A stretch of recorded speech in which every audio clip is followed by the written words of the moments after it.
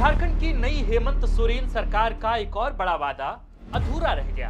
28 नवंबर 2024 को सीएम पद की शपथ लेने के तुरंत बाद सीएम हेमंत सोरेन ने रोजगार को लेकर एक बड़ा वादा किया था।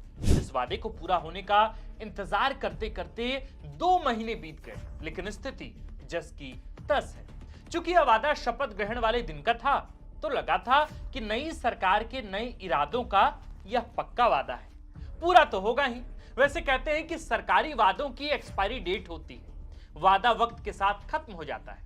हाँ, लेकिन यह नहीं पता था कि सीएम हेमंत सोरेन की सरकार का यह वादा इतना कम टिकेगा। तो क्या था वह वादा, क्यों पूरा नहीं हो सका, क्यों इस वादे का पूरा होना झारखंडी जनमानस के लिए बेहद जरूरी था, क्यों यह वादा न केवल झारखंड के युवाओं बल्कि सरकार के लिए भी बहुत जरूरी था। यदि सरकार वाकई पक्के इरादों वाली है तो इस वादे को पूरा होना अनिवार्य था। आखिर क्यों अधूरे वादे ने लाखों युवाओं का भविष्य अंधकार में धकेल दिया है। 28 नवंबर 2024 को झारखंड में मुख्यमंत्री हेमंत सोरेन के शपथ ग्रहण के अलावा और क्या हुआ था। 28 नवंबर 2024 को हेमंत सोरेन ने रांची के ऐतिहासिक मोहराबादी मैदान में चौथी बार सीएम पद की शपथ ली। जीत प्रचंड मिली थी। गठबंधन को 81 विधानसभा सीटों में से 55 पर जीत मिली थी। मजबूत सरकार से मजबूत इरादों की उम्मीद थी। सीएम पद की शपथ लेने के तुरंत बाद हेमंत सोरेन ने प्रोजेक्ट बिल्डिंग में विभागीय अधिकारियों के साथ हाई लेवल मीटिंग के बाद मीडिया से मुखातिब मुख्यमंत्री सीएम हेमंत ने नए कार्यकाल का सबसे बड़ा, जरूरी और उम्मीदों से भरा ऐलान कर दिया। सीएम ने कहा कि नए साल से पहले जेपीएससी, जेएसएससी सहित अन्य प्राधिकारों द्वारा ली जाने वाली प्रतियोगी परीक्षाओं का कैलेंडर जारी कर दिया जाएगा। उन्होंने यह भी कहा कि जेपीएससी और जेएसएससी की जितनी भी नियुक्तियां प्रक्रिया लंबित हैं, उनको पूरा किया जाएगा। बड़े पैमाने पर प्रदेश के पढ़े लिखे युवाओं को सरकारी नौकरी मिलेगी। जब मुख्यमंत्री ने यह वादा किया था, उस समय जेएसएससी के तहत सीजीएल, नगरपालिका सेवा संवर्ग, उत्पाद सिपाही भर्ती और सहायक अध्यापक के हजारों पदों पर नियुक्तियां प्रक्रिया लंबित थी। जेई की परीक्षा भी लंबित थी। इन परीक्षाओं में शामिल हुए लाखों अभ्यर्थियों में उम्मीद जगी कि बस 1 महीने की बात है, सरकारी नौकरी का उनका सपना चंद कदम दूर है। यही हाल जेपीएससी का था। जेपीएससी के मातहत 11वीं सिविल सेवा परीक्षा, बाल विकास परियोजना पदाधिकारी, फॉरेस्ट रेंज ऑफिसर सहित अन्य सेवाओं में कुल 1700 से ज्यादा पदों पर बहालियां लंबित थी। 11वीं सिविल सेवा की तो मुख्य परीक्षा जून माह में ही हो चुकी है। 28 नवंबर से 28 दिसंबर आया और फिर 28 जनवरी आ गई। इस बीच कई काम हुए। ट्रांसफर पोस्टिंग, नए डीजीपी की नियुक्ति, मंत्रिमंडल का गठन, मैया समान योजना की बढ़ी हुई राशि की 2 किस्तें जारी हो गई और HIL यानी कि हॉकी इंडियन लीग का सफल आयोजन भी हो गया। सब कुछ स्मूथली हो गया, बस रोड़े रोजगार में ही अटके रहे। जेएसएससी सीजीएल का मामला तो हाईकोर्ट में याचिका, सीआईडी की जांच और पक्ष विपक्ष में आरोप प्रत्यारोप के बीच अटका है। 28 जनवरी 2024 को हुई सीजीएल की परीक्षा में धांधली की जांच एसआईटी कर रही है, जिसमें रोज नए खुलासे हो रहे हैं। वहीं सितंबर 2024 को ली गई सीजीएल परीक्षा में सीआईडी को धांधली साबित कर पाने वाले तथ्य नहीं मिल रहे हैं। हाईकोर्ट ने रिजल्ट पर रोक लगा रखी है। वहीं डॉक्यूमेंट वेरिफिकेशन का काम पूरा हो चुका है। नगरपालिका सेवा संवर्ग, उत्पाद सिपाही भर्ती और सहायक अध्यापक नियुक्ति परीक्षा भी कहीं तकनीकी तो कहीं कानूनी पचड़े में फंसी हुई। हाल फिलहाल इसका परिणाम मिलता भी नहीं दिख रहा है। सहायक अध्यापक के 26,001 पद पर बहाली होने वाली है। वैसे झारखंड में जरूरत तो 70,000 से ज्यादा प्राइमरी टीचर्स की। जेपीएससी की नियुक्तियों की बात करना तो बेकार होगा, क्योंकि इसके अध्यक्ष ही नहीं है। 22 अगस्त 2024 को तत्कालीन अध्यक्ष डॉक्टर नीलिमा केरकेट्टा सेवानिवृत्त हो गई। 5 महीने बीत गए हैं, आयोग को नया अध्यक्ष नहीं मिला है। मुख्यमंत्री से कोई जवाब तो नहीं मिला, लेकिन मंत्री शिल्पी नेहा तिर्की ने एक बारगी कहा था कि ऐसे ही किसी को इस पद पर नहीं बिठा दिया जाएगा। हम तो आप तो सचिव तक की नियुक्ति बहुत ठोक बजाकर कर रहे हैं, तो जेपीएससी चेयरमैन की नियुक्ति ऐसे कैसे कर लेंगे। नामों पर मंथन चल रहा है। सीएम गंभीर हैं, हो जाएगा।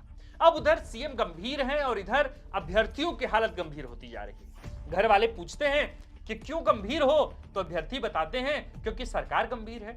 गंभीर सब है, लेकिन गंभीरता से कोई काम नहीं हो पा रहा है। जेपीएससी के मातहत 11वीं सिविल सेवा बाल विकास परियोजना पदाधिकारी, medical officer, forest range officer सहित कई नियुक्तियां अभी लटकी हैं। वैसे भी वित्त मंत्री का ताजा आंकड़ा बताता है कि झारखंड में 2,07,000 स्वीकृत सरकारी पद कम हो गए। कहां गए कोई नहीं जानता। हमें शक है कि कहीं सरकारी पाप धोने कुंभ तो नहीं चले गए, या हो सकता है कि सरकारी नौकरियों को लगा होगा कि सरकार विमर्श और मंथन में लगी है, अब वक्त है चलो प्रयागराज हो आए। हेमंत सरकार अब 2019 में सत्ता में आई तो चुनाव में मुद्दा बेरोजगारी था। सरकार बनी तो सबसे बड़ी उम्मीद ही रोजगार थी। 5 साल बीते, खुद सरकारी आंकड़ा यह कहता है कि 11,074 पदों पर सरकारी नौकरी झारखंड में दी गई।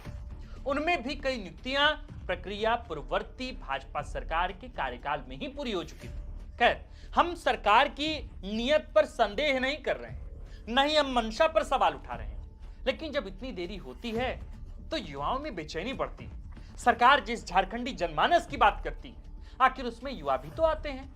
यदि सरकार वाकई विकसित झारखंड बनाने का इरादा रखती है तो फिर नियुक्तियां करनी होगी, बड़े पैमाने पर करनी होगी। जेपीएससी अध्यक्ष की नियुक्ति करना बेहद जरूरी है। जेएसएससी की लंबित नियुक्तियां पूरा करना अनिवार्य है ताकि सरकार पर भरोसा बना रहे। 81 में से 55 सीटें हैं तो जाहिर है कि संवैधानिक तरीके से सदन के भीतर अविश्वास प्रस्ताव तो नहीं आएगा, लेकिन रोजगार के वादे को पूरा होने में देरी से जनता में जो अविश्वास जाग रहा है उससे बचने का कोई जरिया नहीं है। हम समझते हैं कि यह बात सरकार भी समझती है।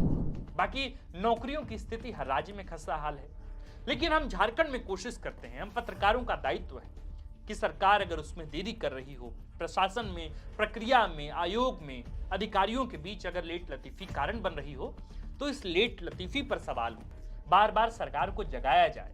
युवाओं से भी कहा जाए कि आप लगातार सरकार पर दबाव बनाइए। कैसे? हिंसक झड़प करके नहीं, बल्कि अपने आवाज बुलंद करके। और आवाज कहां बुलंद होगा?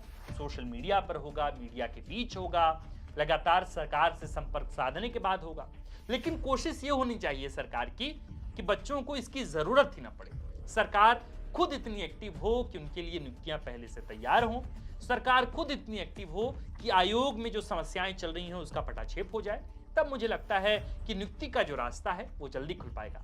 मेरे प्रिय दर्शकों और खासकर युवा दर्शकों, आप जानते हैं कि द फोर्थ पिलर लगातार प्रयास करता है, सरकार से सवाल करता है, आयोग की कमियों को उजागर करता है, आपके हिस्से का सवाल उठाता है। तो ऐसे में अगर आपको लगता हो कि द फोर्थ पिलर आपके अपने हिस्से का आवाज, आपके हिस्से का वो घरौंदा है जहां से सरकार तक आवाज पहुंचती है, तो आप इस पते को सब्सक्राइब जरूर कीजिए और आप खुद हमें लिखकर कमेंट में बताइए। मैं निजी तौर पर आपके हर कमेंट को पढ़ता हूं। मैं कई बार पसंद आता है तो लाइक करता हूं, उसका प्रत्युत्तर भी देता हूं। इसलिए आपको जिन भी नियुक्ति को लेकर आप चाहते हैं कि हम वीडियो बनाएं, आप दबाव छोड़िए, आप हमें कहिए, हम खुद बनाएंगे। इसलिए कमेंट में जरूर लिखिए और लिखने के बाद अगर अब तक आपने सब्सक्राइब नहीं किया द फोर्थ पिलर को तो आप सब्सक्राइब भी कीजिए।